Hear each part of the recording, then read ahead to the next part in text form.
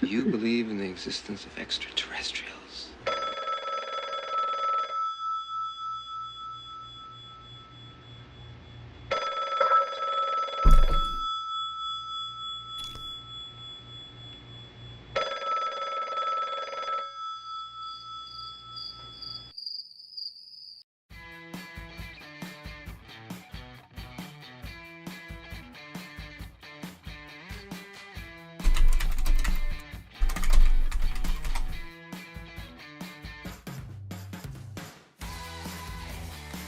Good morning, good evening, or good afternoon, depending on where and when you're watching this broadcast. I'm Thomas Fessler, my friends, and this, well, this is Disclosure tonight. Happy Monday, June 16th. Wow, wow, wow. As the United States sends 30 or so tankers to air, you know, the stuff refilling things in the air, yeah, to the over to out of the United States over towards the Middle East. Yes, we've got a great show to talk about here. Let's see if the UFOs are actually going to stop this shit from going on, but you never know. On that note, let me go ahead and jump into the studio, my friends. Actually, you know what? Let me go ahead and welcome into our audience. Who the heck do we have out there? Let me bring up the participants. Let's welcome in Amiga Rules, Brian Morgan, Brains, Kathy Spires here along with Digger Dog. Good to see you, my friend. Eliza Teal, Eversource here along with Fernando Suazo is here along with Firefly, Frazzle Says, Geraldine Durazio, Ginger, and Gray Jedi. We also have Gundam Disclosure, Haru, JB, Kathy Norp, Kathy, Kelly Bro with those piercing blue eyes. I see you, Kelly. I know you're out there somewhere.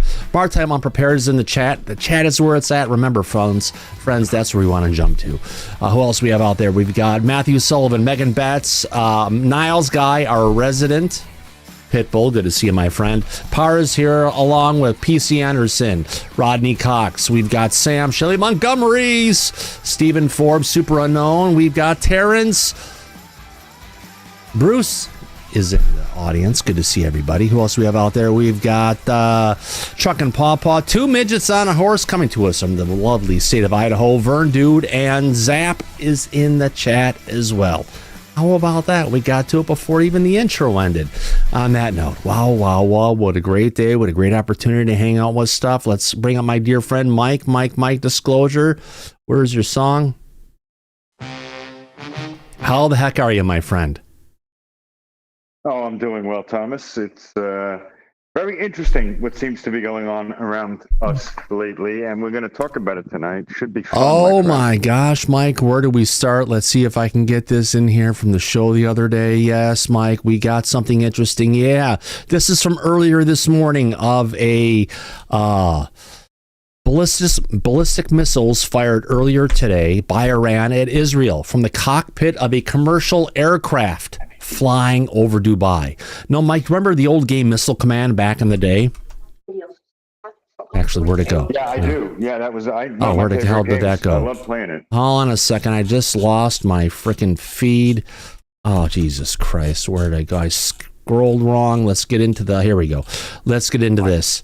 So we've got a bunch of ICBMs taken off. There's about 12 of them in this particular thing, and I've never seen any kind of stuff like this before. I don't think majority of the people out there have ever seen this kind of a launch. It's, yeah, not a good sight, but honestly reminds me of Missile Command back in the old arcade days, and usually we're used to seeing the things coming down. Apparently this is when they're launching and going up in the air. Yes, and on that note, as of last night about this time, maybe about 21 hours or so ago, we had, it turns out to be about 30 tankers, if you want to call it planes that fly in the air for refueling stuff like the B-2, et cetera, you know what I'm talking about. Our jet fighters and everything have been deployed from the United States, and they're all a heck of a lot closer to this. On top of that, we also have the USS Nimitz. Remember the USS Nimitz, Mike?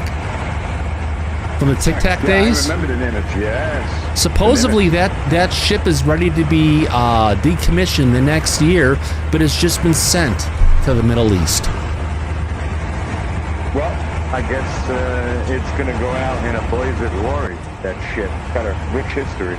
It's one of the oldest nuclear aircraft carriers that the fleet has. Yeah. And it also was known for the 2004 Tic Tac incident. Now, from what I've heard from people who were part of the Nimitz Air Group back in the day, when they did also go to the Middle East back during the during the Iraq War, they also hit UFOs over there in addition to over here. So the whole thing of what we've been seeing is not just in the United States. It's wherever that ship goes. Go figure. Very odd. Yeah, but we've heard of UAP in the Middle East conflict zones for decades now as well. Yeah. Wherever we seem to be engaged, there's UAP activity. Oh, you better believe it, my friend. I've got this one here. As the USS Nimitz passes westbound through Singapore Straits, U.S. officials have now confirmed to Fox News that the Nimitz and her carrier strike group are being redeployed from the Indo-Pacific to the Middle East due to the escalating war between Israel and Iran. The Nimitz was reportedly meant to relieve the USS Carl Vinson, who was already deployed in the U.S. Central Command's, or CENTCOM, area of responsibility later this year, but because of the war, both aircraft carriers now remain on station in the Middle East. Wow, what the hell's going on, Mike? Seems to be a lot of activity between what was going on with India and Pakistan recently, and now with Israel and Iran. It seems like our military forces are keeping busy. Yeah. Well, this coming in from Ordinary JS says 19 minutes ago, Trump directs his team to attempt meeting with the Iranians as quickly as possible. 4 minutes ago, Rubio returns to Washington tonight with Trump. State Department spokesman says, yes. Now, we heard that. Trump was at the G7 today, right, Mike? In Canada. And he left early. Not because he doesn't like Canada. Because he's supposed to go right into the Situation Room upon his return. Yeah. Yeah. According to this, another thing coming in 4 hours ago from OS Defender. According to the reports by I-24 News, U.S. Secretary of Defense Pete Hegseth has ordered that preparations be made for the United States to potentially join the ongoing operations by Israel against Iran. In the case of a green light is given by President Trump, the report further states that officials within U.S. CENTCOM, likely including CENTCOM Commander General Michael E. Kurilia, support U.S. involvement in Iran. But there is opposition by other senior officials in the Trump administration. I don't think they're going to have anything to say. I think it's going to come down to what Don has to say. But, Mike, this is an evolving situation. I guess the question is, if we're heading towards World War III potentially, do you think the aliens are going to kick in and stop anything? No. Oh, hell They no. had plenty of opportunities, and they haven't done that in the past. I don't think they would do it now.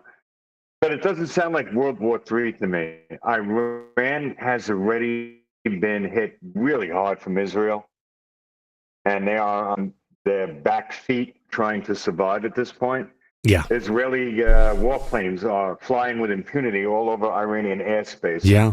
Trump, at this point, if he decides to get involved, it's just a matter of completely demolishing their nuclear enrichment program, which is deep underground, and then that would be the end of it.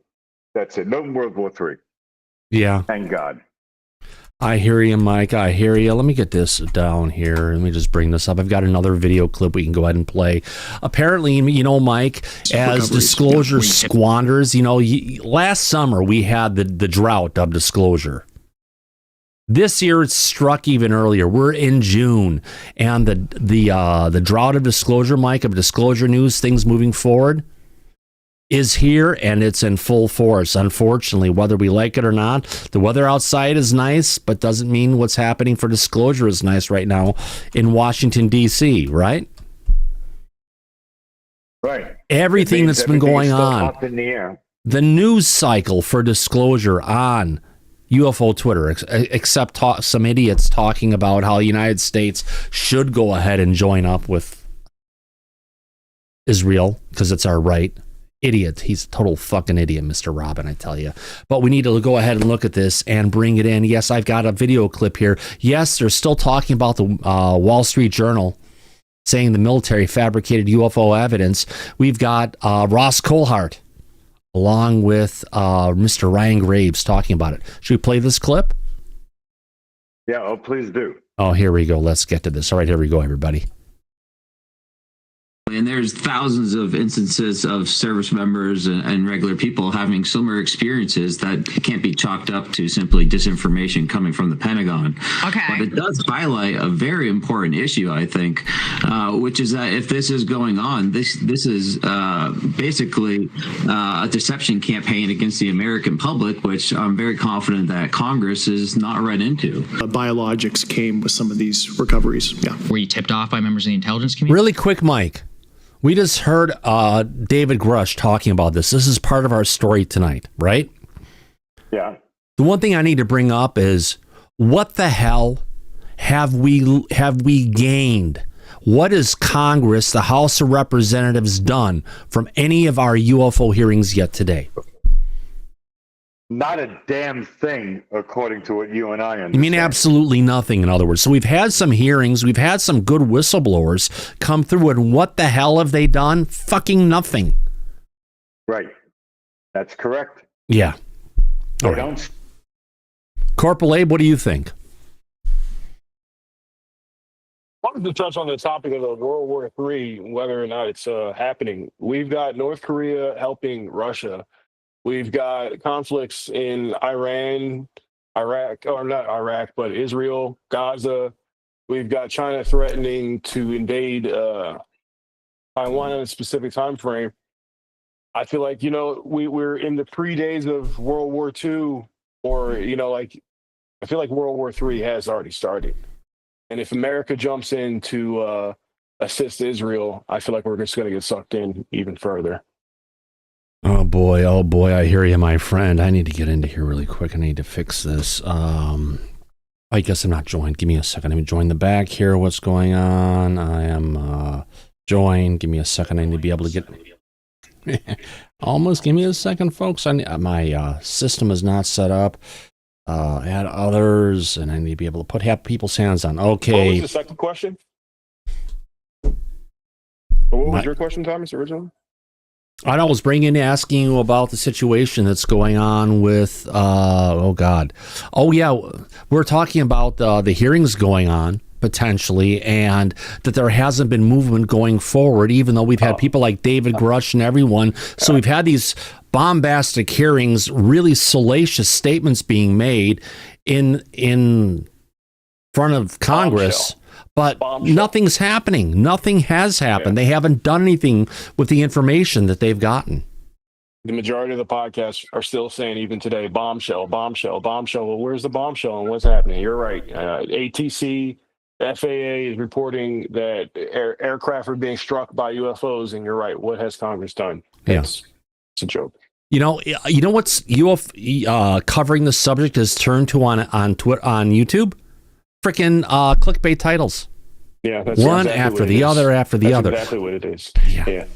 All right. There's a lot of trolly accounts out there too, just posting up AI generated bullshit. Oh, it's ridiculous. And there's even I know a couple reputable accounts. People have 60,000 viewers for what's going on, and it's still clickbait titles of what's going on. We try to stick it to the news here, but do I need to go to clickbait? I hope not, Mike. No, No. Let's continue on here. Let's go back to this video. All right, here we go. Many people as you can, because you don't want to be dependent on any one individual who might have a grudge or whatever it is. But yes, I did talk to both DOD people and intelligence. So I would have included anything positive that I had gotten. Unfortunately, I didn't get anything. Now, that doesn't mean that he doesn't have, redeeming qualities. Everybody does, even me. But I just didn't happen to hear any of that. And so I had to go with what, I was told. It's such a joke, this Wall Street Journal article, because it's effectively admitting what we've known for years, which is that there are people, gatekeepers to this secret about this legacy UAP program, who have been lying to and deceiving the American public for years. We've known for years that disinformation is being used and that UFOs are often used as cover, but that doesn't explain the first-hand witnesses. Now I need to bring this up really quick here, Mike. He's talking about UFOs being used for cover, but now they're no longer using the UFO term. Everything is now a drone or a UAS, even if it's the profile of what they used to call a UFO. It's like it's been a double entendre cover-up. That's true. You make a very good point. This is something that they're trying to distract from the actual UFO, UAP Bingo, topic. Yeah. And they want to have the public looking at it like it's some sort of a Amazon hobby drone. Hobbyists are out there flying around, which is bullshit. You mean like the drone that they were carrying in the military parade? Did you see that? God. They had a woman going ahead and carrying a drone up in the air above her. And it's just like, you gotta be fucking kidding me. Nope. This is what it's come down to. It's really a shit show. From every perspective, my friend. Let's continue on with this clip. Here we go. Who say they have seen craft and that they have direct knowledge of a UFO program. Someone in the Pentagon has tailored what is quite clearly deliberate disinformation just to confuse the public. One of the other things they've done in this story that the Wall Street Journal aired without any kind of sensible investigation was claims that an electromagnetic pulse test weapon was used against an active thermonuclear missile site. All right, I'll bring this up really quick. They're talking about the situation that went on with Robert Salas, Mike. Right. They are. For the record on that, my friend, that technology was not deployed for them testing this stuff until 1972. When did Robert Salas stuff take? 1967. 67. Yes, sir. 5 years before that technology was even documented as a possibility. It just goes to show you how much the schmucks are at the Wall Street Journal. But I know this is like almost 2 weeks old now, isn't it? It is. This is something that they're still focusing on. They have nothing else to talk about. Because it's the only thing to focus on.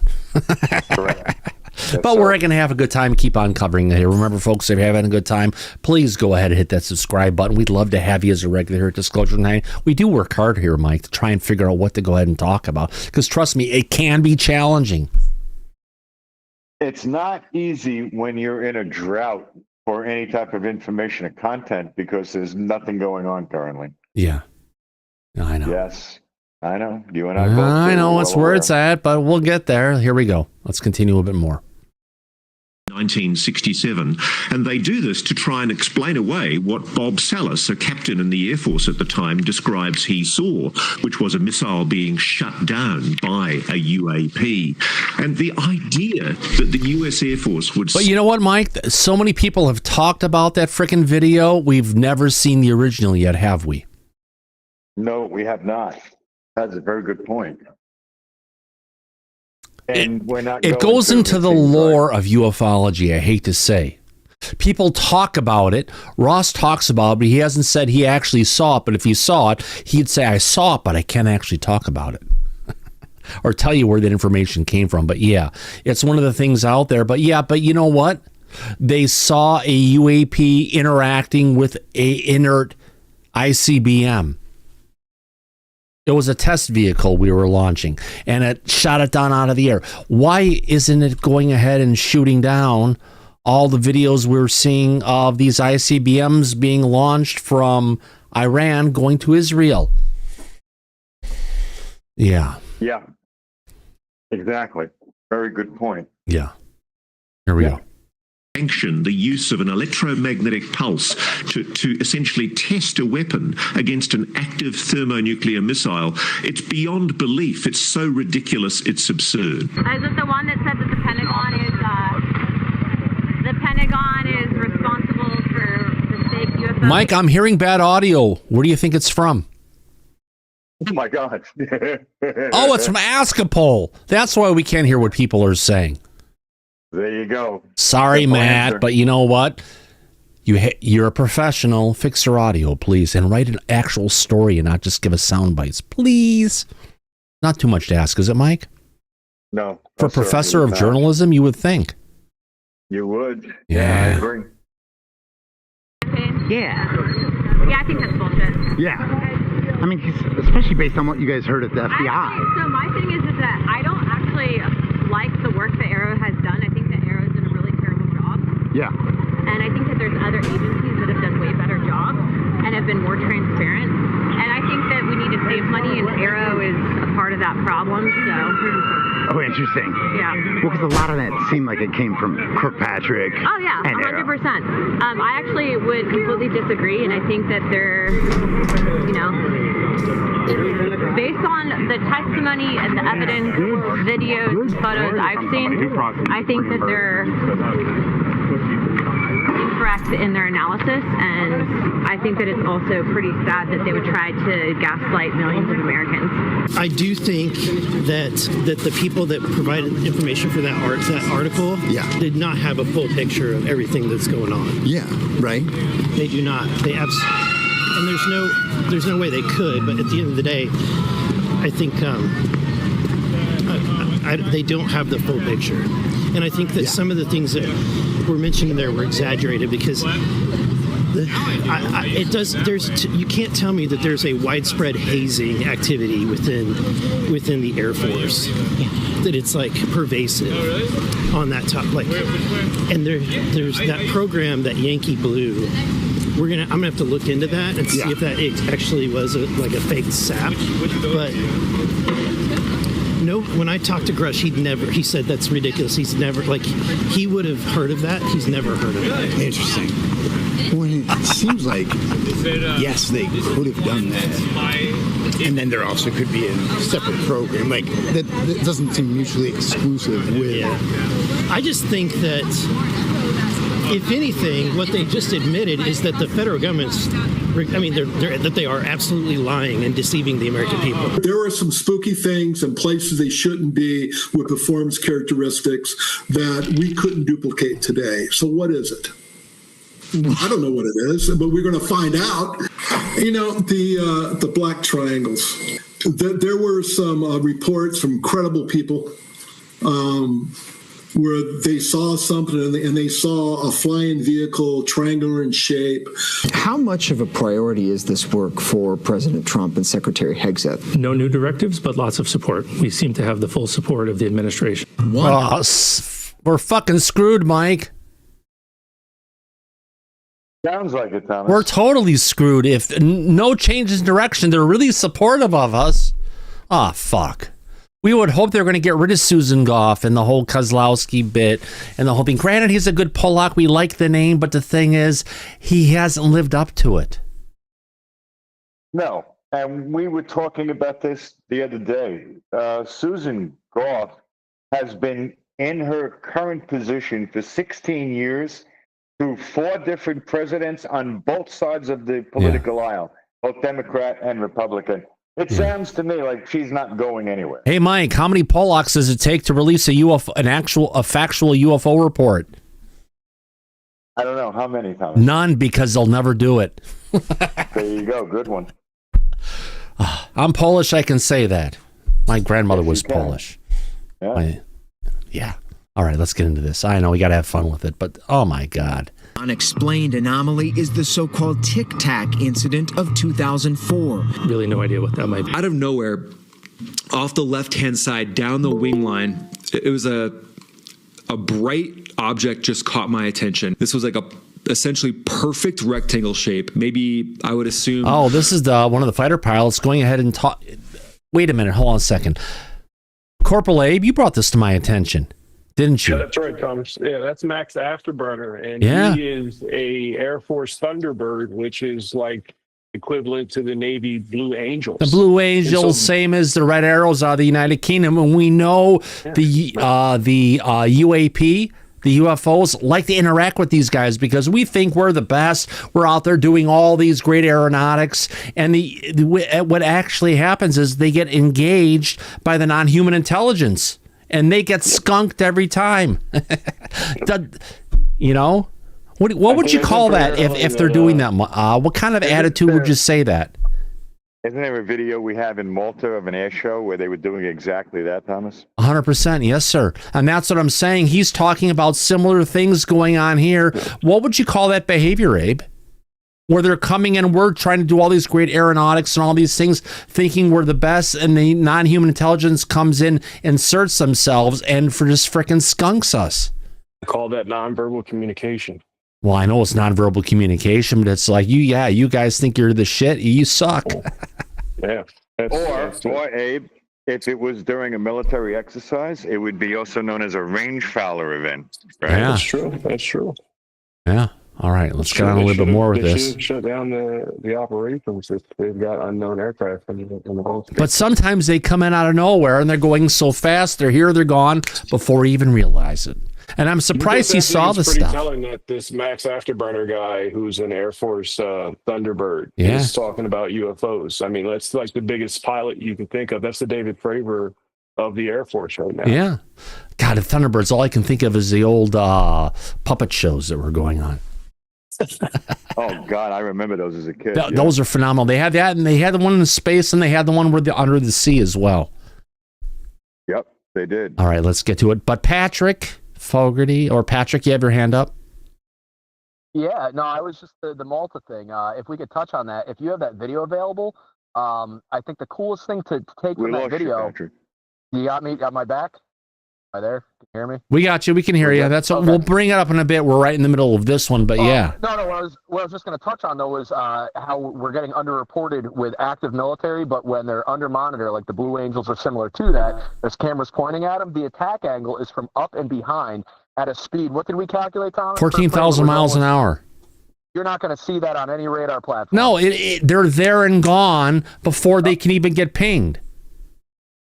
Okay, it's somewhere between 11,000 and 14,000 miles per hour, but I'll take towards 14 because it's a nicer number. But they're going so fast, the naked eye couldn't see them. They're there again. They're there and gone before anything.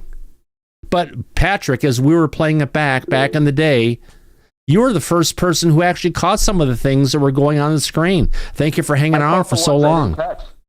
I got the ones they didn't catch. If you remember, we started the video. There were two visuals in the upper right. And I said, no, Thomas, stop. I go, watch it all the way through. There's two more that jump on when it comes back around. Yeah. And that was pretty freaking amazing, man. Heck yeah. How they attacked. It came within inches of it. No, I would say they were within about 70 feet of it, but 70 feet distance when they're going about 450 miles an hour, and the other craft is coming down at about 14,000 miles an hour. We're moving like a turtle compared to them, and that's how they see it. We think it's really dangerous, but for them, it's like, oh God, you're stationary. We'd never hit you. And by the way, you suck. All right, let's continue on. Here we go. Probably like 30 to 50 feet high.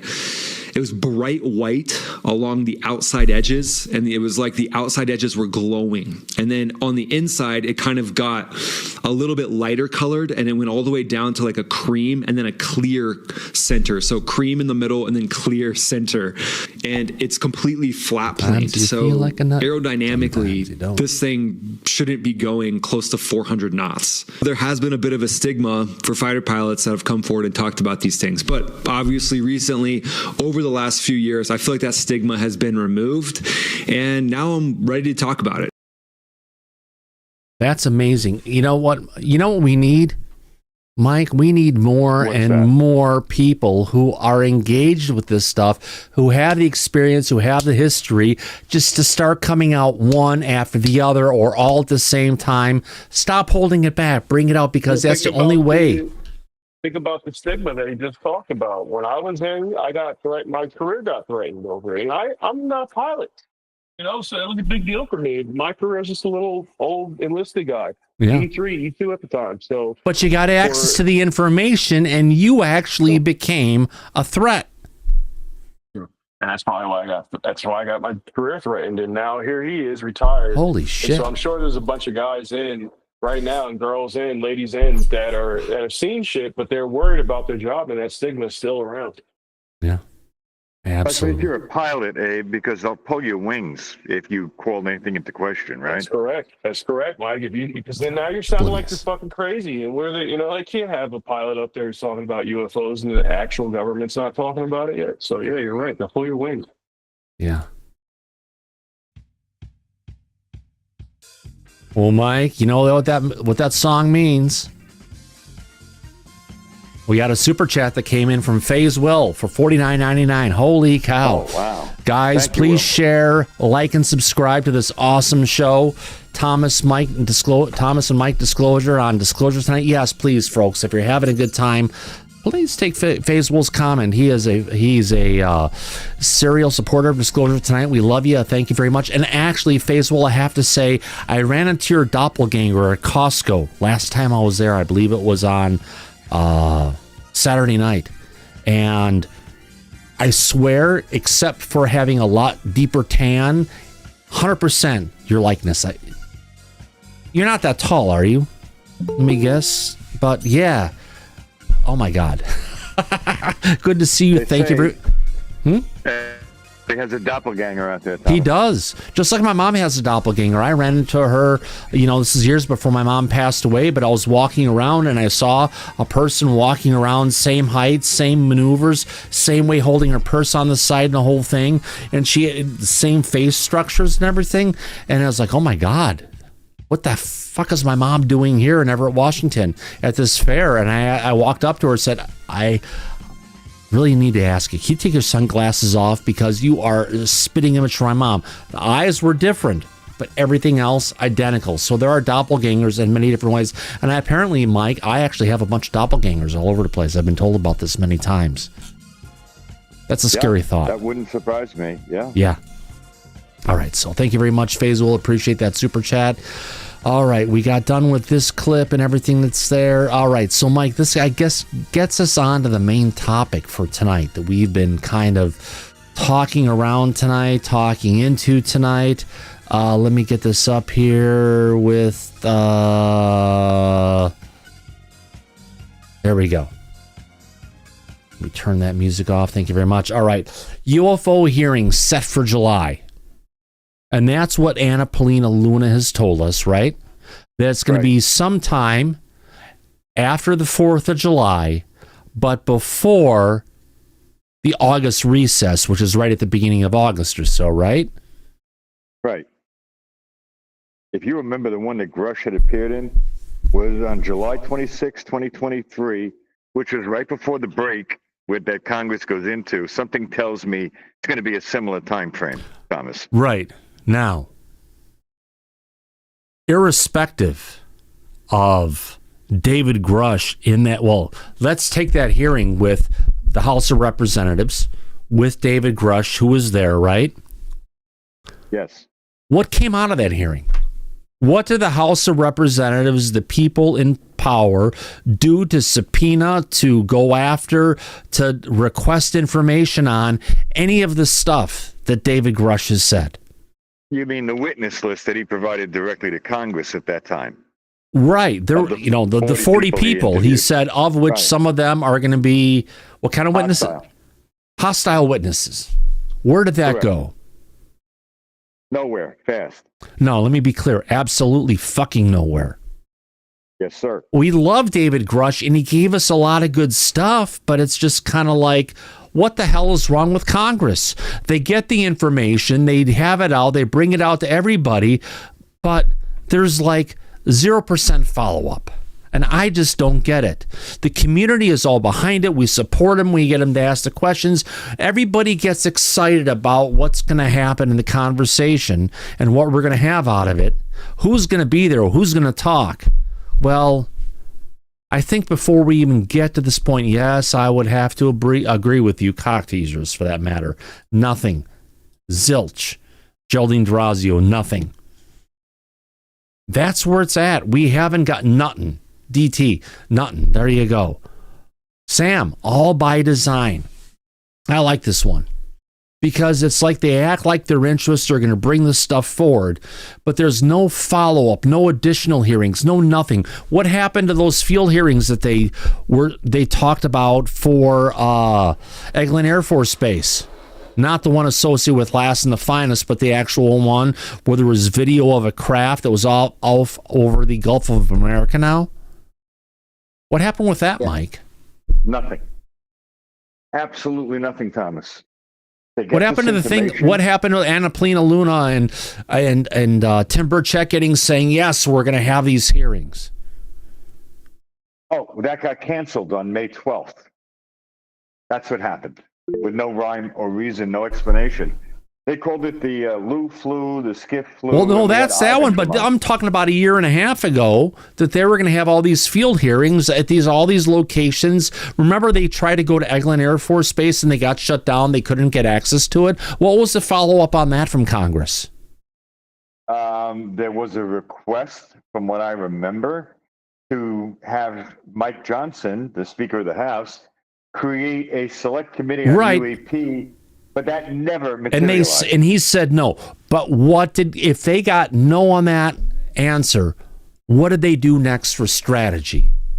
Not a fucking thing. That's the same thing that happened when Gillibrand said that all the DOD contractors had to bring out information. Nothing happened, and that's been more than 2 years ago? Yeah. Yes.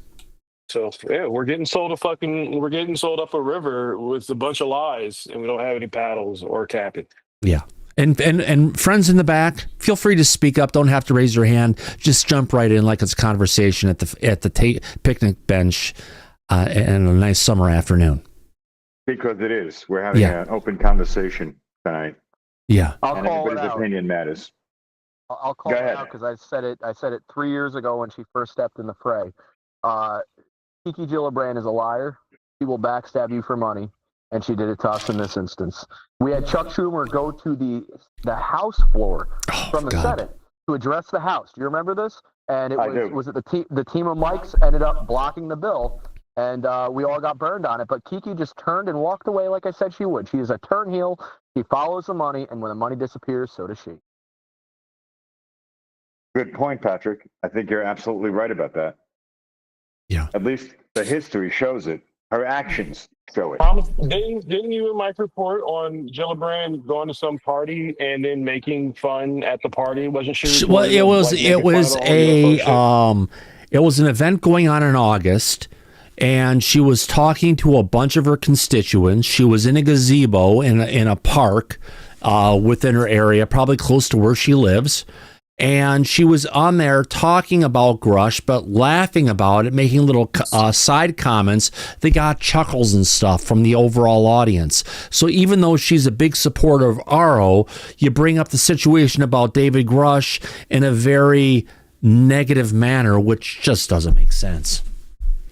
It's because Arrow and Patrick and Gillibrand are all the same thing. Yeah.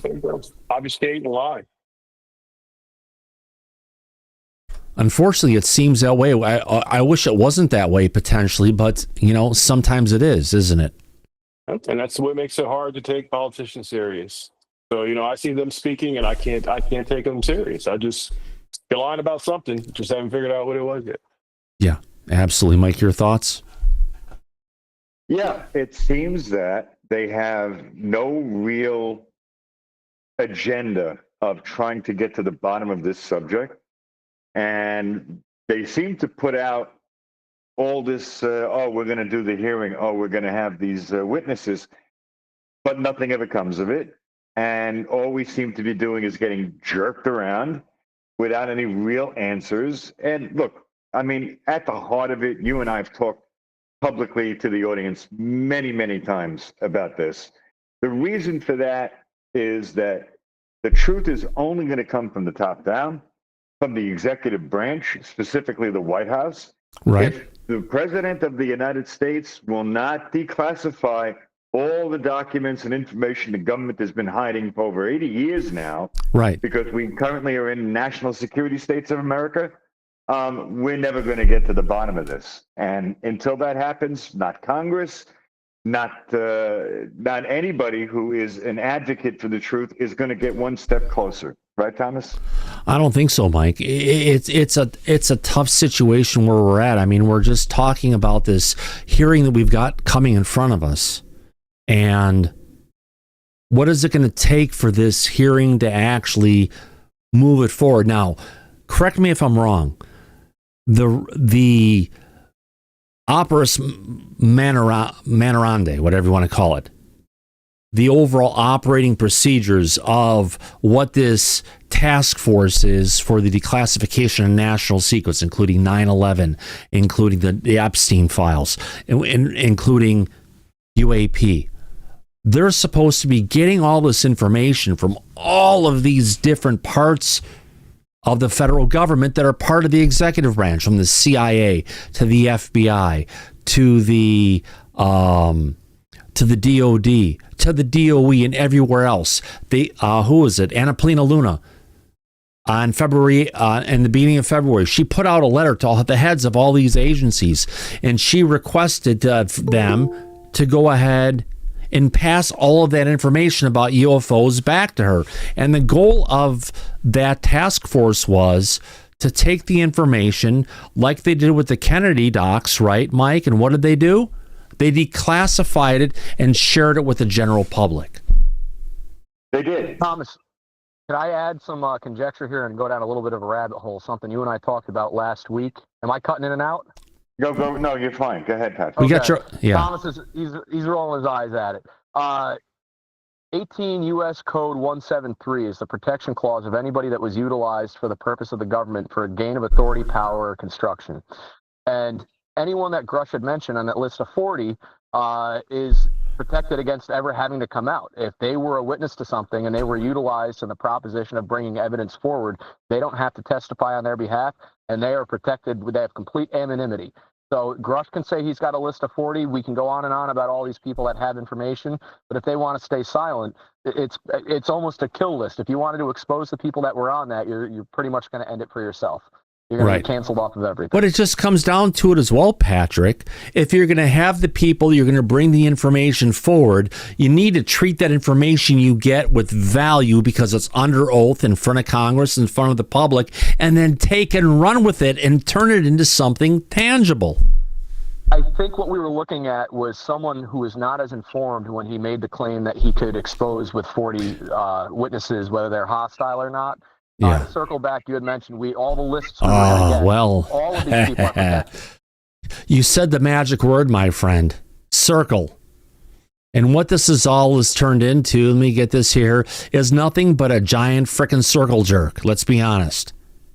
Oh, Kamala, right there, baby. Well, no, it's just the whole thing in disclosure, what we're dealing with. Oh, my God, one's around the other. But the thing is, you never get to anything substantive, and that's where we're frickin' stuck.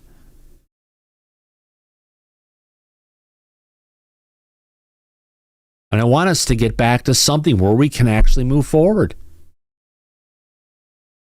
It's going to take the White House to keep their campaign promises of declassifying a lot of these documents and information on UAP. And until that happens, I don't think it's going to move 1 inch forward, Thomas. It's the same way we heard from promises about declassifying the information about the drones. We were supposed to hear the stuff on basically the second day in office is the promise we got. And the answer, when he was asked, he was like, oh my God, I was shot. I forgot about that. Let me go ahead and get my chief of staff to go ahead and get that information for you. No reason not to share it. And then the answer we got back the next day from the press secretary was just bullshit. Oh yeah, we knew about this stuff. Where was it from, Mike? The frickin' FAA knew about this, but yet when the FAA was asked, they're like, what the fuck are you talking about, Willis? Right. That's right. And now we recently got an actual statement from the president himself on the drones. Oh. And he informed the U.S.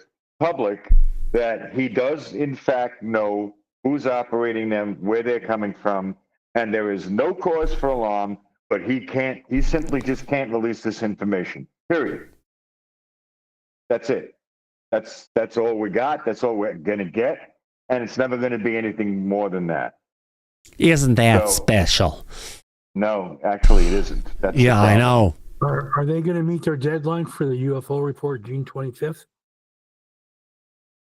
Well, they were supposed to have a UFO report, but we're also missing the second installation of the historical report, which is due like 6 or 8 months ago. Wasn't it, Michael? Yes, it was, Thomas. Plus, we're also missing that, as Michael was just bringing up, that yearly report. Yes, Yeah, we were. are they gonna publish anything at all? They are. We understand, and we've talked about this publicly already, that the part 2 of the historical report is planning on being released after the hit piece from the Wall Street Journal has their part 1 and part 2 put out, because in the historical report, part 2, Arrow is now going to confirm everything that was in the Wall Street Journal hit piece that they put out, or knowledge as of backing up everything that the Wall Street Journal was saying. That they're going to confirm it from Arrow. Yeah. Now, JB, I have to disagree. I think Tulsi Gabbard is going to do a great job, but we're limited by the situation we're dealing with. Just think of it this way, JB. Remember the word somber? When Lou Elizondo gave a somber mic? Yes. And you could see it. There's this weighted thing that he talked about it. And the situation we've heard then, potentially, we're either at a farm. Yes, sir.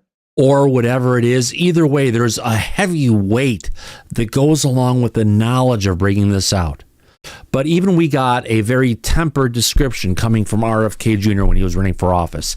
He said he would go ahead and take the information about UFOs and he would declassify it unless it was something that was really important or really bad and we can't share it with the public. And I think that's where many presidents, Mike, have ended up wearing the same shoes. Is that where Trump is with? Is that where Trump is with what he just said about? You can't talk about the drones. He knows where it's coming from. Does he know it's coming from NHI? He can't say anything. Yeah. Okay. That's fucked up. No, Abe.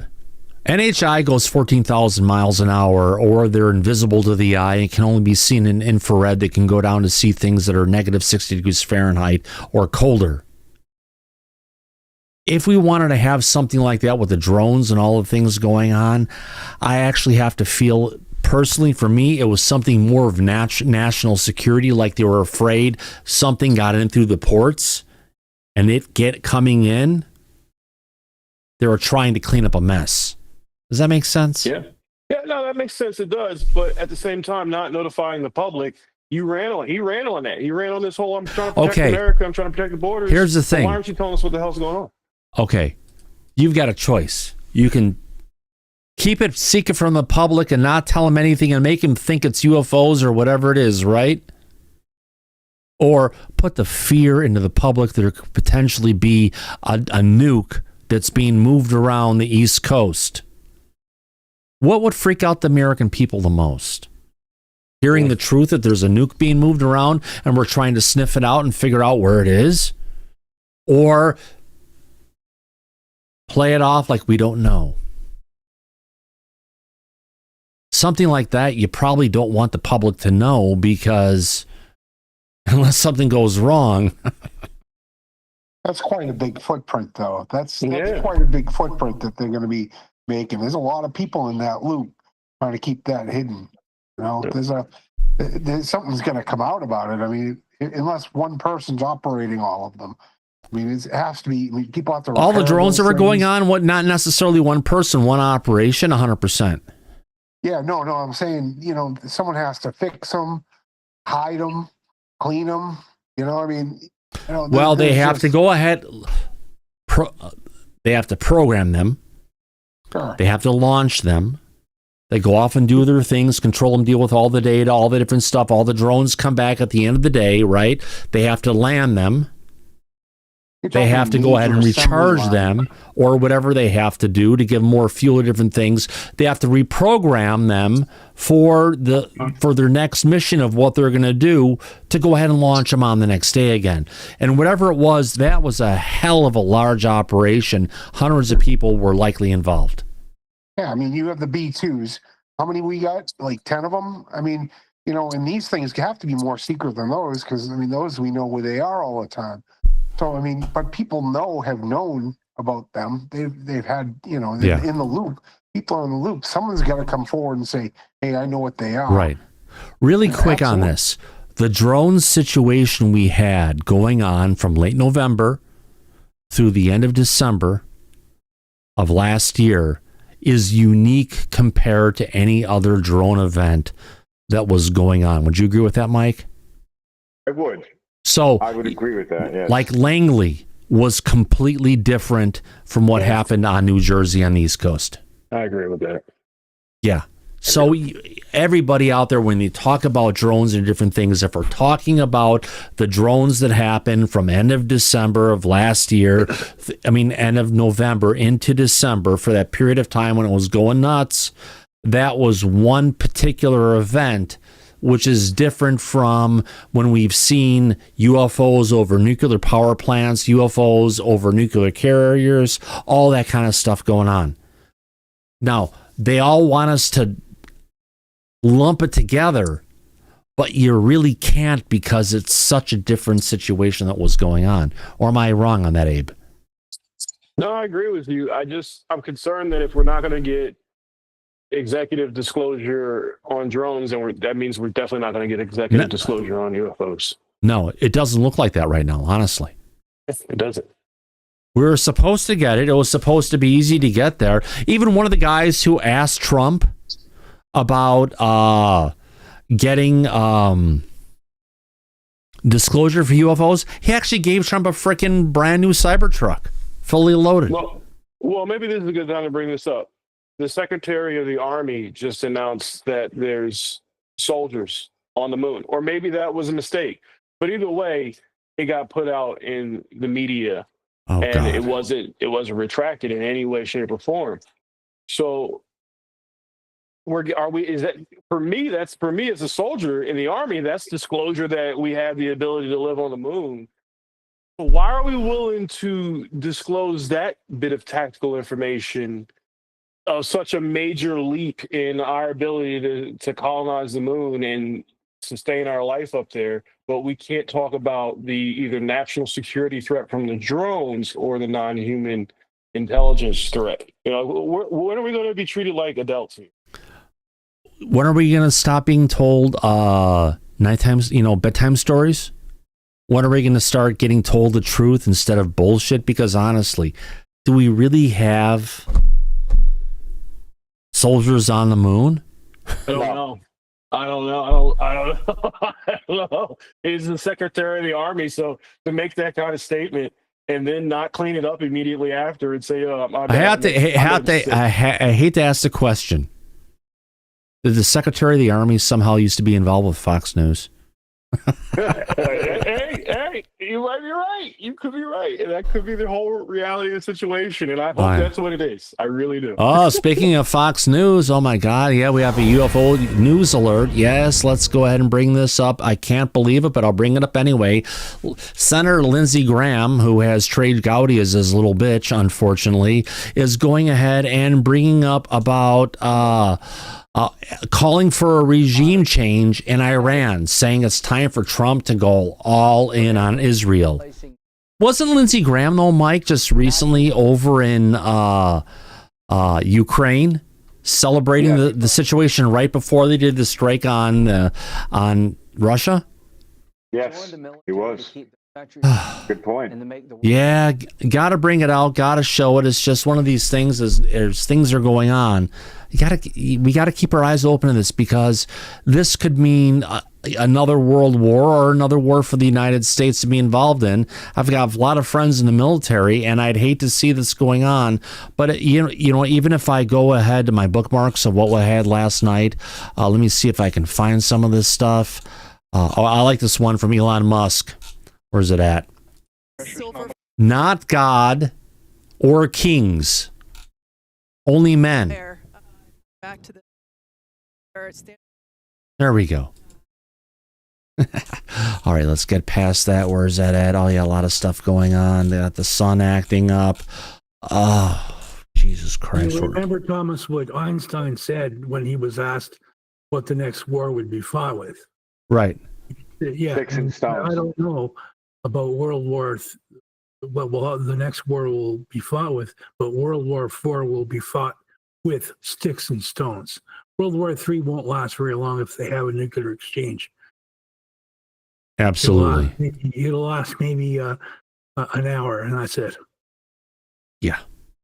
Something bad's definitely happening over there. If Trump's coming back, and he's he's coming back from Canada, and something bad's happening, guaranteed. He said that Tehran needs to evacuate.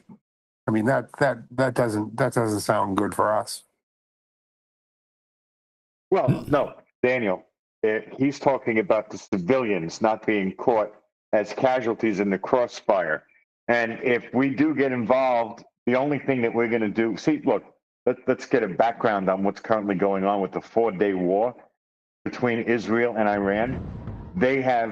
Israel has decimated the command and control structure of Iran and completely taken out majority of their air defenses. We have Israeli aircraft flying with impunity all over Iran. If the U.S. steps in, the only thing we're going to do is clean up.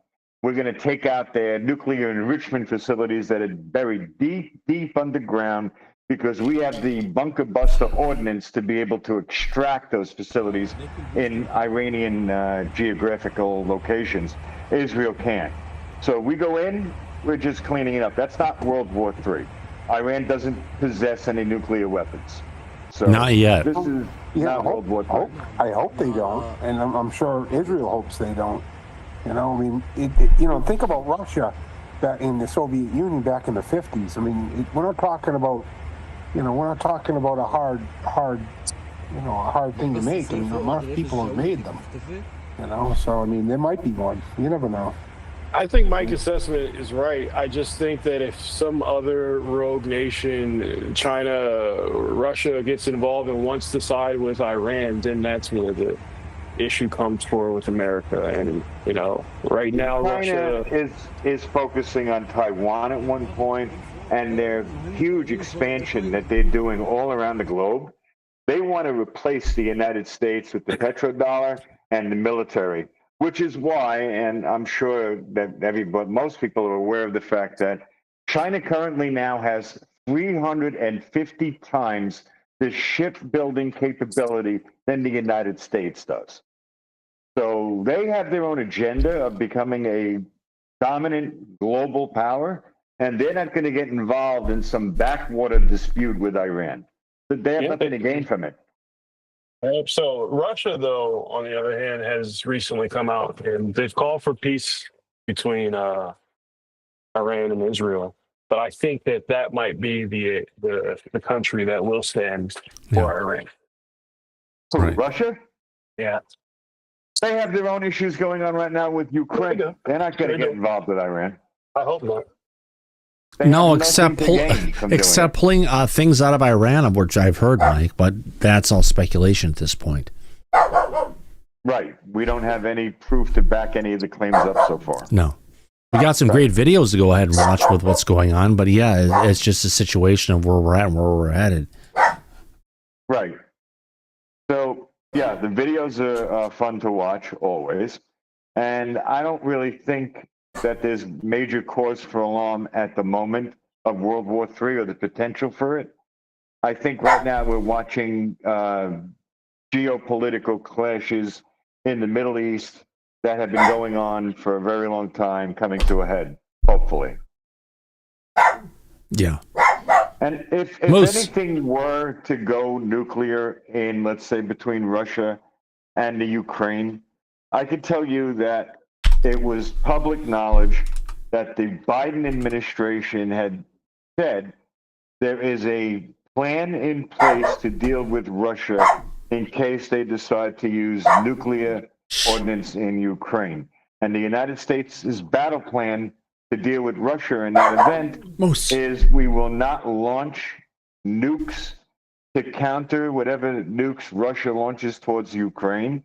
Instead, we will surgically remove any and all Russian military assets the Russian government is employing and put them back into the Stone Age without having to fire any nukes into Russia itself. I have a feeling that battle plan had not changed since Trump took office. So even if it goes that far, it's still not necessarily going to become World War III. Yeah. Mike, I'd like to point out that we got to see a missile defense platform from NATO recently used, and it's nothing that we should be proud of. War is a horrible thing all around, but we saw Israel use some of our tracking technology attached to their missile to where they could pinpoint into the apartment, not the building, the apartment of the generals, to where they only took out, allegedly, the exact people they were looking to take out in those buildings. I know you've seen those videos and those pictures, the ones where it was pinpoint accuracy. That is insane. I hope they were accurate. One of them was sitting on the toilet. So very accurate, Patrick. You're right about that. The technology is insane. But that's why I don't think it's going to go nuclear. Exactly. We don't need to do that. And with the Moab bomb that we have, we took out a mountain to take out ISIS. I just saw a shooting star. We took out a mountain to take out ISIS. You could take out half of Moscow with that without using any uranium product or be it. I don't like using that N-word. But it just scares the shit out of me. I don't think we're going to go that direction. And we've seen with the drone technology alone, we won't hear Trump discuss what type of drones there were, but I think that we've seen some of that technology deployed, and they were testing some stuff that they wanted to be able to use in other places. Yeah. I don't think as Americans we should be against that. If that were the answer we were given, that you don't need to be concerned, then, it depends on what mouth it comes from, but I hate to say it, I know it becomes political. From the current mouth, I believe it a lot more than the previous mouth. Yeah. Patrick and Mike, with the recent attack in Russia that the Ukrainians just pulled off, the long-distance attack that killed their nuclear bombers. Operation Spiderweb. Yeah, Spiderweb. All right. 18 months to plan and explain. I know.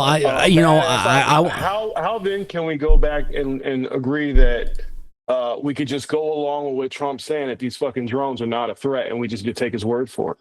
Oh, no, absolutely not. I'm with you, Abe.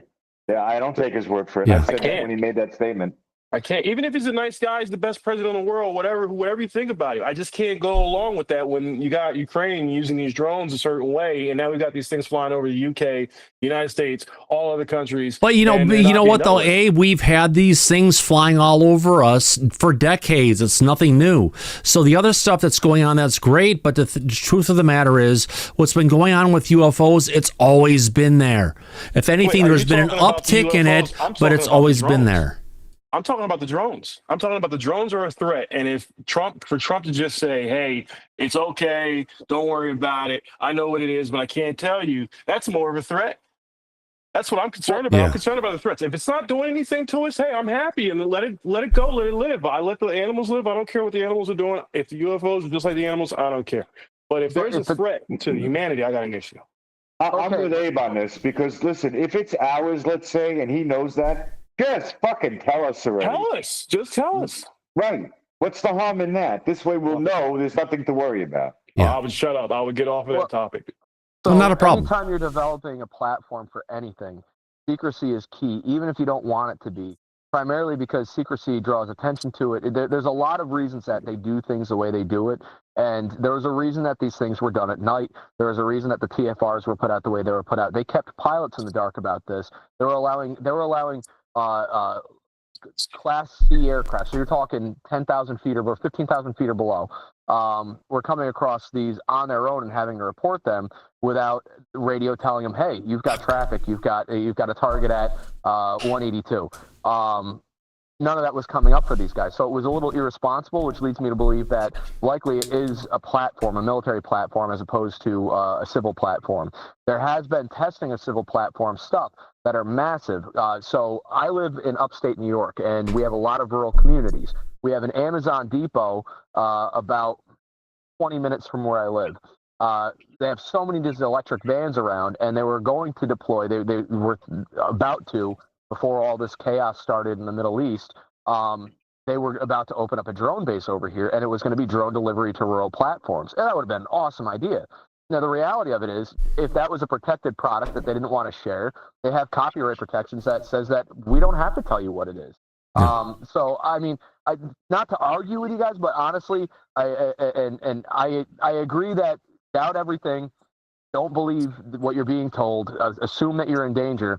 But in this current circumstance, seeing that we are acting as a proposed defense, like we are not waiting to be hit, we're putting the fence of our defense before the people. Yeah. I don't think we have to worry about it. But let me just say this. What about the Picatinny Arsenal, the Coast Guard cutter, the police helicopter, the firefighters that were being told to wear hazmats all back in last December? These were all life-threatening situations that the first responders could have got injured. The Coast Guard cutter crew could have opened fire on it. We don't know shit about what's flying in the air. It could have fallen onto the ship. It could hit the helicopter. We already got reports from the FAA coming out and saying that something is hitting our aircraft. And then so there's misinformation coming from the FAA to the public, and now we got our commander-in-chief telling us, hey, don't worry about it. It's not a big deal. But then Operation Spreader Lips has happened. I just see too many issues out there. I think that there were multiple things going on at once. So one of the issues was in late November, a small amount of radioactive material, medical-grade radioactive material, went missing in the metropolitan area of New York. That separate from the drone thing, right, I think that's the thing is I think we had multiple occurrences at the same time. They admitted that there was a box of radioactive material used for the medical industry that was misplaced, and it scared them because the size of it. I haven't heard any update if it was found. I found it. I remember that, and I found it. We even talked about it on the show. Yeah. So we had multiple things going on at once, and I think that the commingled fears of that do get the best of us at times. But if we take 5 feet back from the fear and we can look at it from an outward perspective, we're trying to compete with China that's been using drones for the last 5 years commercially. And I think that what we're trying to do is play catch up quietly. Once we get there, it'll be obvious as day, you know? Yeah. I'm sorry, but I have to say ketchup does not belong on a hot dog, only mustard and onions. Just saying. If I can get to this really quick here. Great conversation. Love the impromptu back and forth between you guys, but I just want to get back to this one thing here. Where am I at? Oh yeah, this is something else. This is something that happened last night that I was aware of, and I was sending to good old Mike Disclosure over on X, and I was just letting him know that, whoa, major airlift, military airlift appears now to be underway, and as an unprecedented number of U.S. Air Force KC-135s and KC-46 aerial refueling tankers have departed from air bases across the United States and appear to be across the Atlantic towards Europe. What the hell is that? Yeah, that was going on last night. And if I go to my next post, going into Mr. Mike Disclosure, okay, the number came in at 25, but it was up to as much as 30. As of today, that went across. Granted, there were some different operations going on in Europe for training and different stuff in cooperation between us and NATO. There was actually a statement that came out earlier today with regards to this being acknowledged by Secretary of Defense Hedgeseth that that we are moving these tankers into play as a precautionary measure if the president wants to go ahead and move forward in a larger involvement with what's going on in Iran with Israel. Mike, your thoughts on this? This is a big one. Well, it seems like they're getting ready. Like you said, they're already moving the Nimitz into the area. That's not for training purposes or by accident, obviously. No. And if the president decides, but now in addition to moving the Nimitz, they're moving all of our tankers, which are basically there to go ahead and refuel air combat vehicles that are at war. No, you're absolutely right. They're putting in the logistics in case we move forward with an operation in Iran. Yeah, that's what it looks like to me. Yeah. Will we do it though? And like I pointed out, even if we were to engage against Iran itself, they have no nuclear weapons to our knowledge. They have already been decimated by Israel. So if we're going to go in, it's going to be a cleanup, man. Mike, they have nuclear weapons. We must invade them now. You mean Iran? Yeah. I mean, Iraq, back in the day. Iran. Yes, Iraq. Yes. Oh, my God, yeah. Yellow cake uranium, weapons of mass destruction. They have weapons of mass destruction. Yeah, fucking Cheney and his lies that brought us into that war. My best friend from high school. And Donald Rumsfeld. I lost him. He got exposed to DU. Last time I heard, he was down in a hospital in Texas, and he had a tumor the size of a grapefruit in his throat from the air he had breathed in. Yeah, that depleted uranium is DU. Yeah, I know. Yeah. I had an employee back in the day who every so often had to go in for checks on his back so they could carve all chunks out of his back, because he and his buddies were in his three other guys in the Jeep. At that time, when last time I saw him, he was the only guy still alive. That's really grisly shit. I know. But it's the reality of war and everything that goes on, and it's just what you get exposed to that happened during the Iraq war, with what happened afterwards with all the burn pits in Iraq and Afghanistan and all this stuff. What our soldiers have been exposed to is part of their duty is just we need to do better. A lot better. We need to do a lot better. Yeah. But again, even with all the conflict going on in the Middle East right now, we are not exposed to the potential for World War III, where there are nukes actively exchanged between both or multiple parties. If we go into Iran, it's a cleanup situation. If Russia goes after Ukraine and utilizes a tactical nuke, we're going to go and remove whatever military capabilities Russia has, and that's going to be the end of that story. Yeah. Would you be surprised? Now, this is something that's going on right now. I'll go ahead and show it. I'm not going to say it's 100% real, because we don't want people to think what we're showing. We get with the best information, but if YouTube doesn't like us sometimes because we say something is real, we're going to show it. This is an inspiration of what potentially could be happening right now in Tehran, where everyone is trying to frickin' flee from the city. Oh my God. Yeah. Complete backup of people trying to get out of the city center of Tehran right now. They know what's coming. Wasn't there a tweet from the president about this earlier today? Yeah, there was. He told everybody, the civilians in Tehran, to evacuate as soon as possible. Yeah. But like Patrick and I were just mentioning, we have precision munitions that can surgically strike targeted areas, like where they have the nuclear enrichment facilities deep underground. It's not going to wipe out the red cities. flare that goes. Right, Patrick? Oh, sorry. Yes. No, I'm here. I'm sorry. No, it took me a while to hit the microphone button. Yeah. No, the precision action that the U.S. defense systems have taken on in the latency of war have been incredible. And we gave a lot of bullshit to our previous president about the losses in Afghanistan, but logistically, that stuff is so outdated that we left there with the type of wars that we're going to be fighting. I think Russia and Ukraine have proven that to us. And I think that Israel has proven it to the rest of the world what the United States can do. Not to reference how Iran refers to Israel to the United States, I'll refer to them as little brother to big brother when it comes to defenses. We've always handed them anything they've needed to maintain their independence. I don't necessarily agree with it. Let's not talk about it politically, but as far as defense means go, we saw the most impressive display of what is going to happen. I think the best quote I heard was when the Ayatollah heard that their air defense was taken out, he wanted to speak to all of his generals. And then he was told, "I'm sorry, sir, you can't do that either. They were taken out as well." Well, who's next in line? "I'm sorry, sir, they were taken out as well." And there were very few civilian casualties.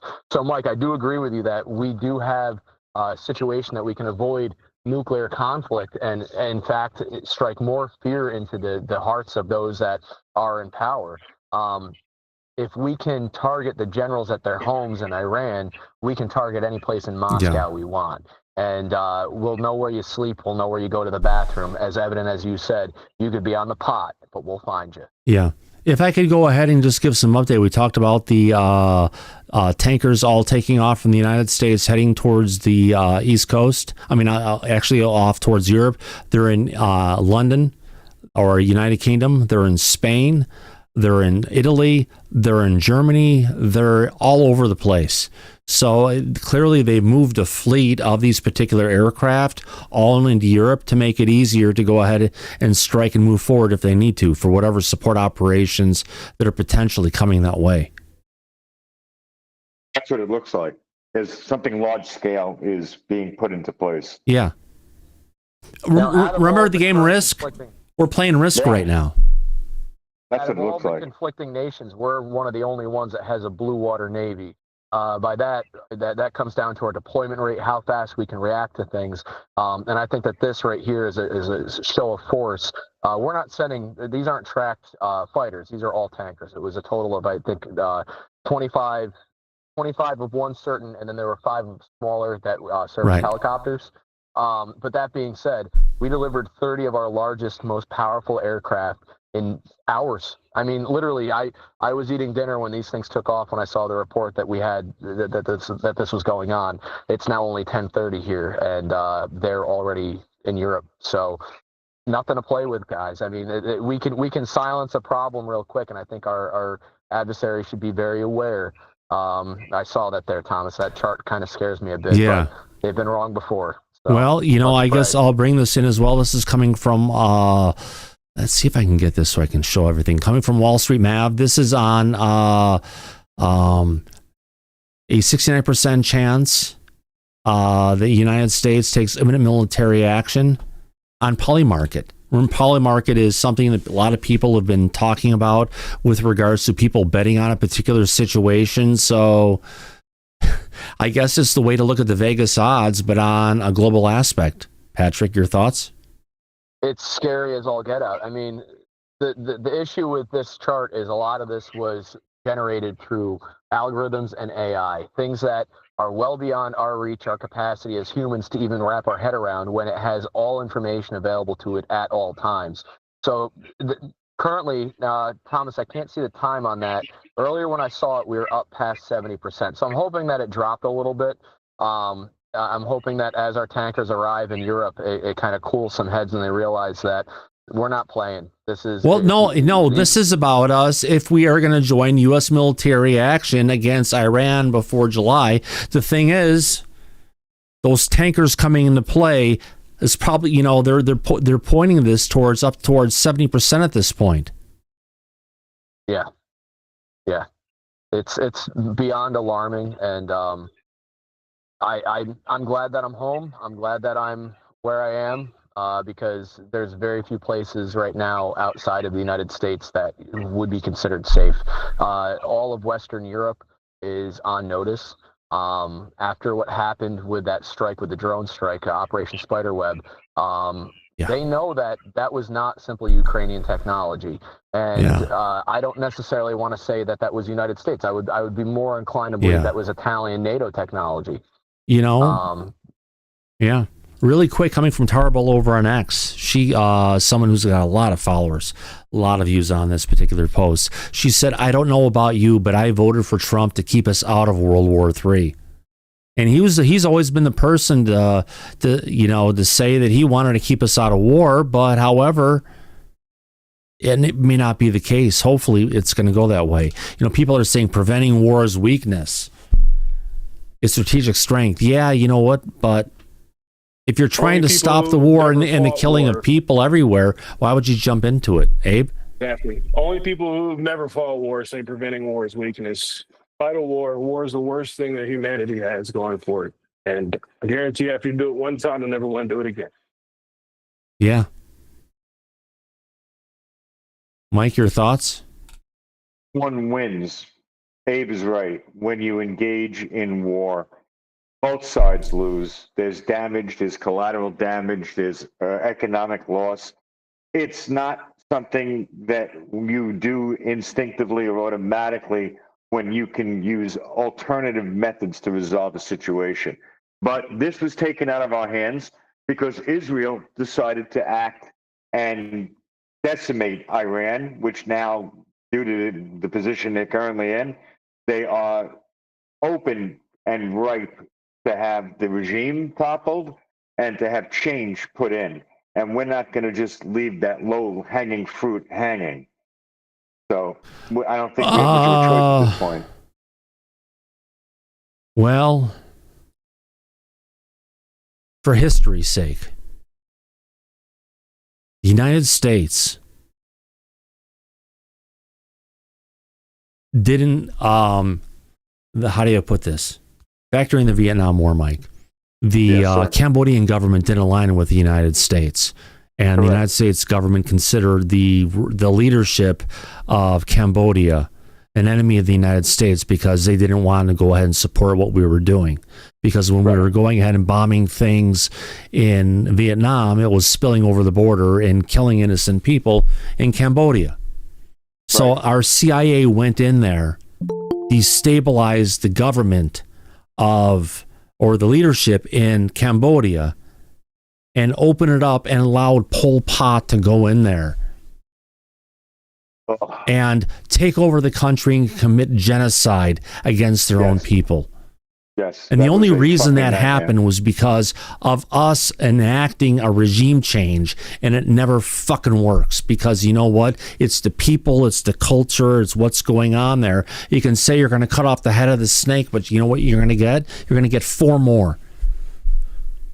Or something far worse than what we currently have. Well, yeah, you cut off one head, Mike, you get 4 more. You're screwed. Yeah, that's a very good point, Thomas. And that because we're more imperialistic here than we are just calling ourselves a democracy. Am I right or am I wrong? Oh, American Empire. You're correct. Right.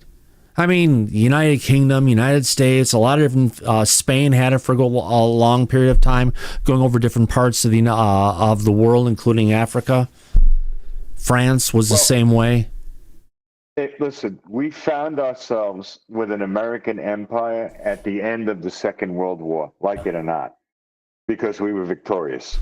All right. And the rest of Europe was decimated, so we had no choice in the matter. But now, you could say that if they allow something far worse to come into Iran than what we've had with the Ayatollah Khomeini, who's been there, he's 85 now. There's an old saying, if you don't learn the lessons from history, you'll be forced to repeat them. I certainly hope that's not the case now. I would hope not, Mike. Yeah, I would hope not. You and I both. We go through the situation, we see where it's been, and we hope it's not going to go there. But it's like humanity is stupid. We forget everything, and we don't learn from our mistakes. And it just feels like we're heading towards an area where we're going to make mistakes again, and none of us want that. But none of us are in a position to go ahead and stop it. Yeah, but let me jump back to the drone issue we were just talking about. I got a couple of points to make real quick. And I agree with what Abe has been saying. Trump is telling us we know what they are. We know where they come from. They're here. And there's no cause for alarm. Nothing to be worried about. Nothing to be concerned about. Okay. Well, when you and I were covering this every day that this was occurring back in November, let's say it is our technology. These are our drones. Okay, fine, fair enough. I don't see why. And, Trump himself said that at the time when Biden was in office, he doesn't see any reason not to tell the American public the truth, especially if they're ours. Why not? But he didn't. And on top of that, even if they are ours, why would they be shutting down international airports for hours? Why would they be shutting down emergency medical airlift transports? Why would they be disrupting civilian type of activities if this is ours? It doesn't make any sense. You and I were covering this, and we even said that. Mike, it's not ours. I mean, you know, I'm sorry. What we had going was ours. That's a situation where it's not ours, but the reality was everything we were sawing was pointing towards an operation by our government going ahead and putting these drones out there for whatever purpose they needed to. They were looking for something. Period. And people can say, yeah, we have all these things to go ahead and watch all the ports, all the different areas. It seemed like, honestly, they were trying to clear up a mess that was going to happen between then and Inauguration Day. They were afraid of something getting from the East Coast to Washington, D.C., and to make something bad happen. Right. 100%. That's what it all looked like. I mean, because you have to look at intent, you have to look at calendar. What's going on today? More like what's going on in a couple weeks or a month down the road. What could the situations possibly be? That's what the whole drone thing was about. We watched it every single day. I mean, we got hundreds of videos that I've recorded that were going on at the period of time, and you could just see the ramp of what it was. But clearly, they were looking for something. But it was something that was, we don't need to tell you. That means it was something bad, and they don't want you to realize this kind of shit got in, because if they did, that would go ahead, Mike, and inspire other people to go ahead and do this because it happened once. It's the same reason they do for UFOs, where they can't say it. We can't talk about this stuff because we might inspire our UFO or Cold War opponents that are out there trying to figure this stuff out. And if we give them any inspiration, that's a bad thing. Salvatore Pais said that. Got to be careful about what we're saying. We don't want to inspire people, but can't we just put down the borders of the world and come together and say, you know what? Screw global politics. If we can't come together as a race.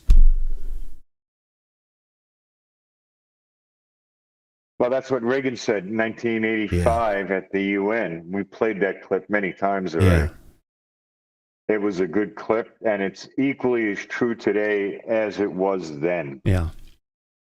So let me ask you this. Let's segue into the UAP topic again with that point. Oh, you want to segue into it for a second?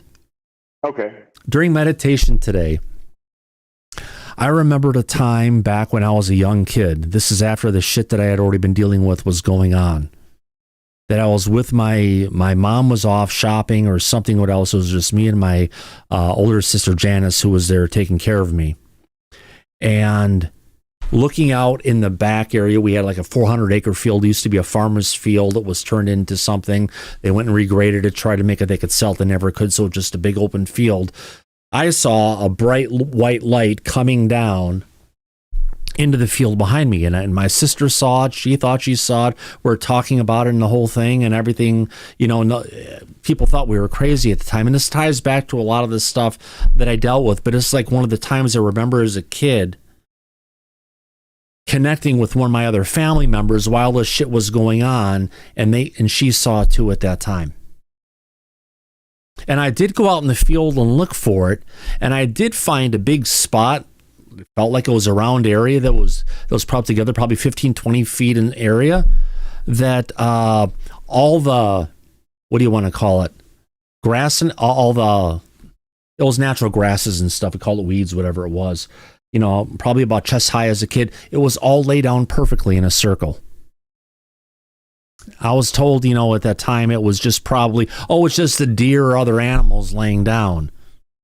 But, looking back at it now, you have to go with what you saw, not what people try to convince you what the norm is of what it is. Makes a good point. Yeah. But the point that I wanted to make is what you and I have been talking about publicly on the show and privately as well. Oh, yeah.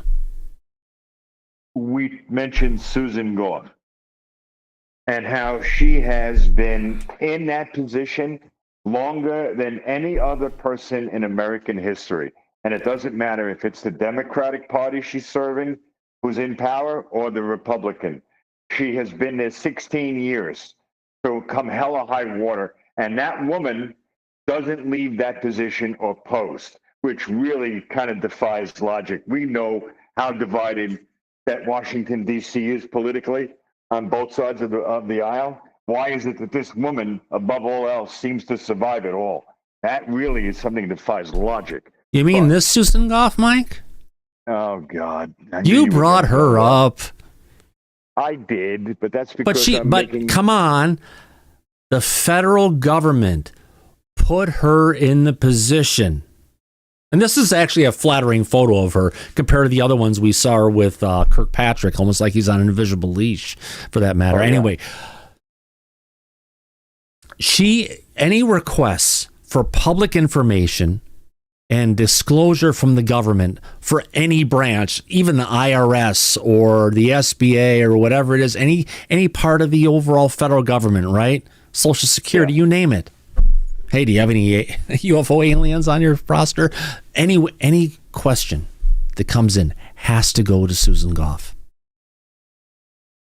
As directed in and incorporated in the National Security Guide from Scott Bray, who was the office. And it was to coordinate all efforts for all requests on UAP to Susan, which means she is the spokesperson for the United States government for on UAP. And how we've gone through a bunch of directors in RO already, but how long has Susan been there? 16 fucking years. Yeah. Oh, my God. They could, the people who were, never mind. I'm not going to talk about Minneapolis and the face they pulled down. Imagine if it was Susan Goff. Yeah. Yeah. I guess we could get a latex mask of hers, couldn't we? Maybe that would be interesting. That would be really creepy. But that's not my point. My point is, Thomas, why a politically divided place like Washington, D.C., with partisan politics that we're still dealing with till today, why would that woman, above all else, be on both sides of the aisle in multiple administrations over 16 years? My next question to you is, why would every president that's in power, be it Democratic or Republican, why is it when it comes to this topic that they pull back and they cover this up like they have continuously for 80 years? It ties into the Susan Goff question, and it has the same answer. What could possibly be the reality and the truth to all of this that would make all parties make sure they keep a very tight lid and keep the information away from the public? What do you think, Thomas? Have her answer the questions. Here. Because the answer is it's so bad, not good, they couldn't possibly tell the And public. if you don't want the answers to the questions to get out, you have Susan handle that role for you. And like Lou said, if the truth ever came out, people would be somber. Like what? Like we're living in a farm or a zoo, or this is something that we have no control or no power over, and it has control over us. Yeah, that would be pretty sombering, I think. It would impact everybody in a way that if the American government or other governments around the world were to release the truth, that there was something more powerful than we are and doing things unspeakably, people would lose faith. But if you look back at history, you look back over 100 years, some of the first reports of UAP, Mike, didn't come from our military. It came from the U.S. airmail flying up in Alaska, where the pilots were actually forced down by some of the orbs or the brightly, the bright objects that were flying around them that forced them down. They didn't want us there. Right. No, you're correct. But this could be the truth, could be so frightening that the government has no choice but to keep it a secret. So it allays and stops panic, because they will have to admit what? With all the money they take from us, they can't defend us? Nobody would support that. Well, you think we have rioting for the ICE raids that have been going on? That would be nothing compared to if the truth came out. Here is the thing. It would give us a movement that would unite humanity around the globe. Well, Reagan was right. With that. Reagan was right. He made good points. I think that would be probably the one thing that would geopolitically unite every human being on this planet. So, if Thomas we were and facing Mike, a threat. what's the correct way to deliver it to the people so we can then grow together as a species on this planet? How do we get over this hump? That's the biggest problem. Pull the fucking Band-Aid off. That's all. Catastrophic disclosure. Yeah, it's catastrophic. Got to be catastrophic. It has to be. It'll be the next administration in 3 years and some change, and we'll be right back to the same place. The next administration's not going to do anything either, just like the last administration did. One before that.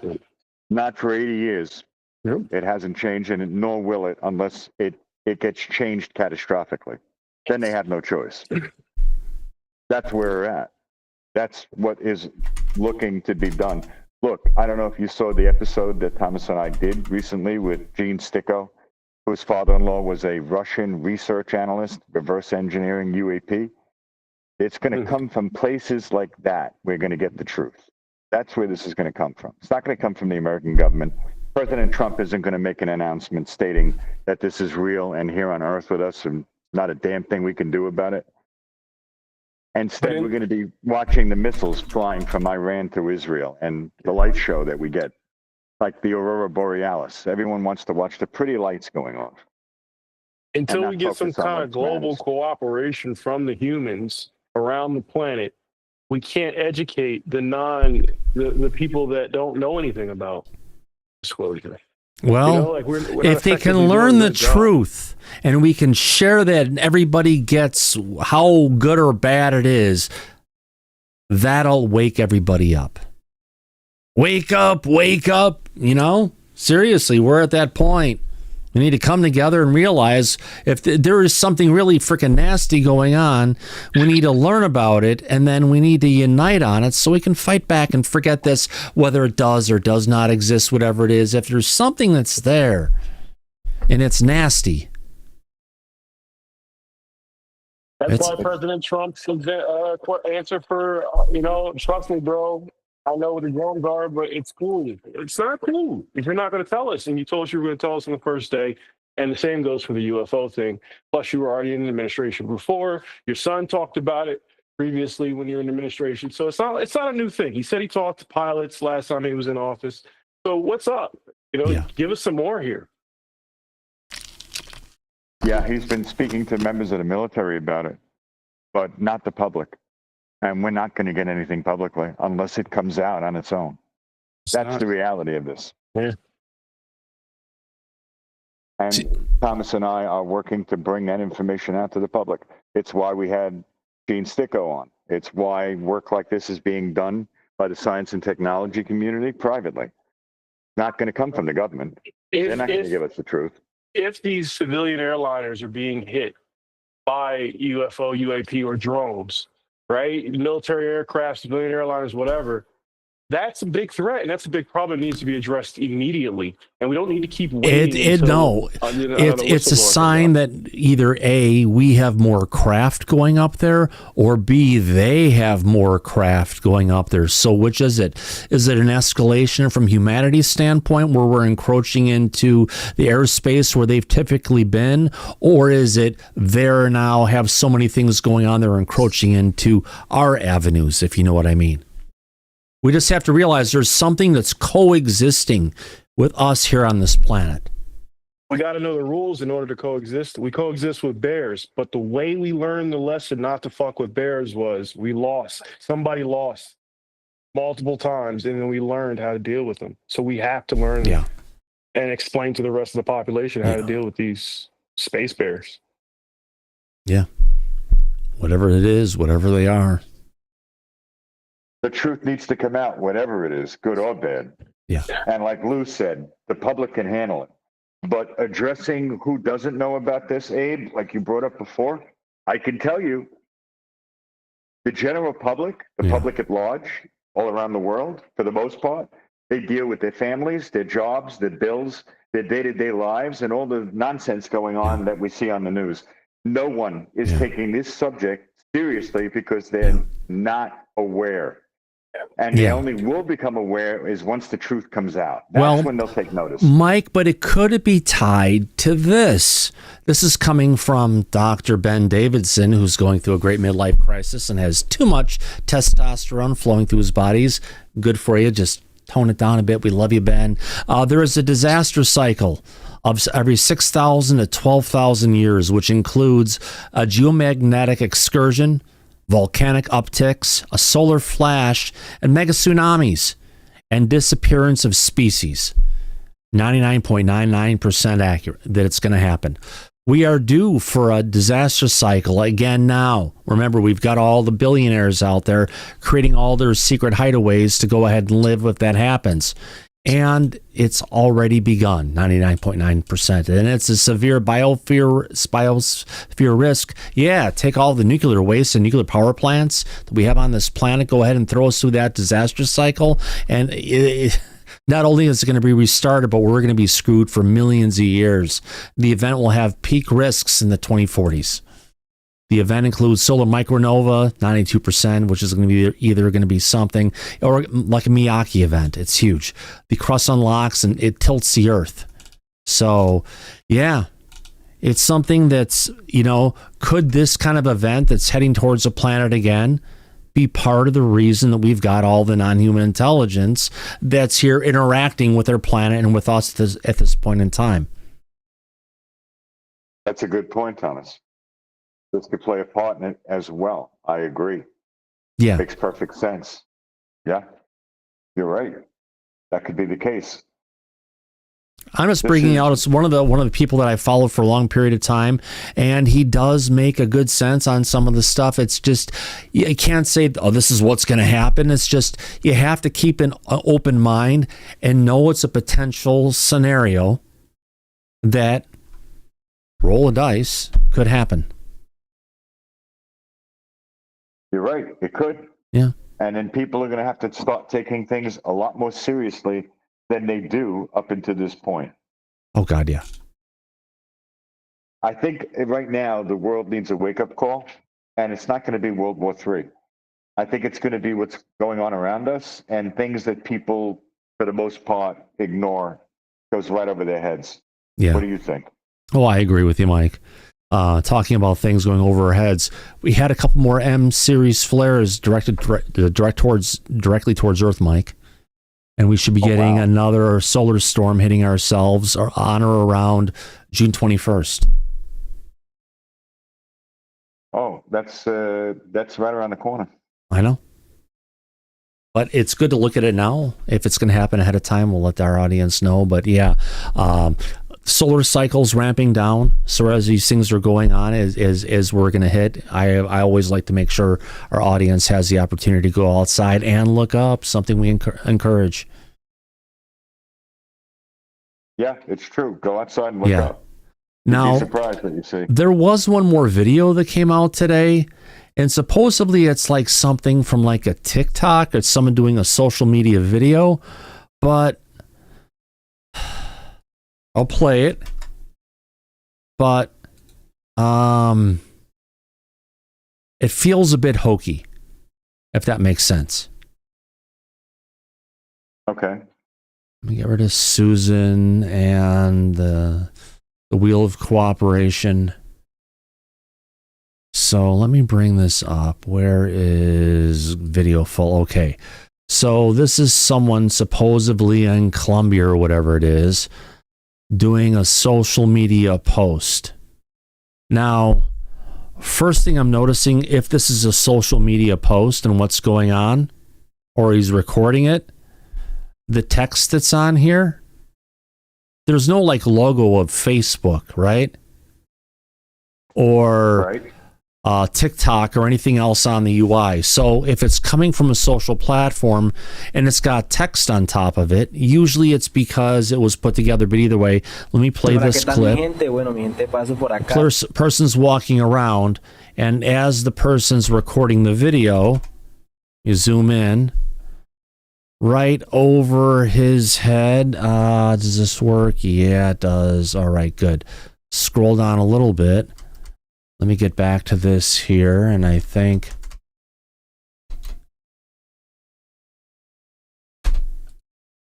so right there we've got something that looks like a sphere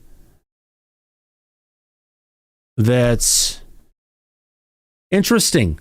how it goes from one side right over here, Mike, and then as it moves across, it comes in and stands perfectly right to the side in camera as he's seeing it. Yeah. So he sees it, and then he starts and he runs after it. Let's see if he gets it again. No, this is just watching the same thing like we just saw, but in slow motion.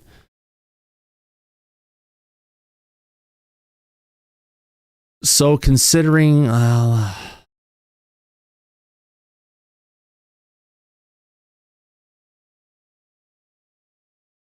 check this out. Okay. Watch the sphere right here. Right? Yeah. Now watch as we're going to step through frame by frame.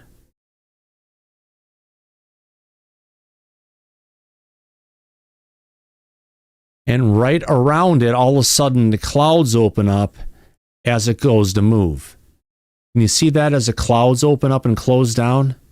Yeah, I'm looking at it. Why would it do that? It wouldn't. It shouldn't. No, sir. That's not a good sign of the credibility of this video. Right. It's there a little bit, goes in, but it's like it's purposely focusing on, I don't know, it's just one of the things going and looking at it. You know, this could be something that's going to be real of what's going on. And all I have to say, if the whole thing with the spheres, if there really are spheres flying around what's going on, this is something new, something that's changed. It's not something that's been going on for like decades, hundreds or thousands of years, because otherwise it'd be in the record down there, correct? Correct.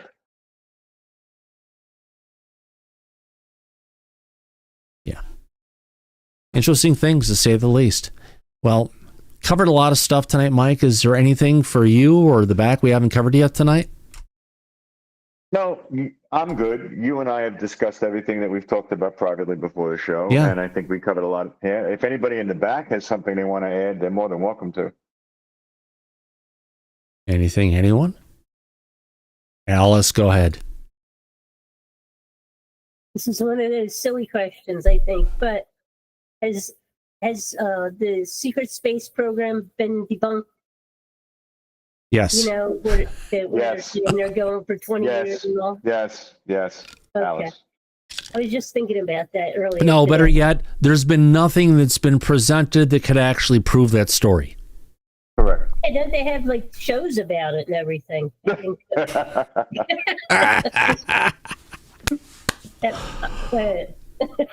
I'm a typical consumer, though. Oh, that's okay, my dear lady. We love you anyway. We do. I want to go ahead and thank Kay Norther for your super chat tonight. Also, Faze Will, thank you very much. I appreciate your super chat. Laura Campbell, thank you very much for starting off the super chats tonight. Holy cow. I didn't even see that, Laura. Thank you very much, my dear lady. You're in the back. On that note, I also want to go ahead and thank everybody who has been part of the conversation, the chat. Yeah, I got the auto chat going in tonight. The audience seemed to like what was going on, and our conversation has had a great audience here all this evening. Mike, thank you for coming in tonight. Oh, my pleasure. It was a lot of fun, Thomas. We had an interesting conversation with the audience today. Yeah, and it was an interesting conversation going with our friends in the back, making it a little bit more fluid and less Robert's Rules of Orders. Oh, absolutely. It was fun. Yeah. On that note, and as we usually say, Mike, at the end of every episode of Disclosure tonight, eyes open, no fear, be safe, everybody. But wait a minute, Nancy K. Absolutely love you guys. Thank you very much, Nancy. We love you back. And as we usually say, go back to Party City where you belong. absolutely. Want to catch you on the flip side. Good night, everybody. Love you. See you soon. Take care now. Bye-bye.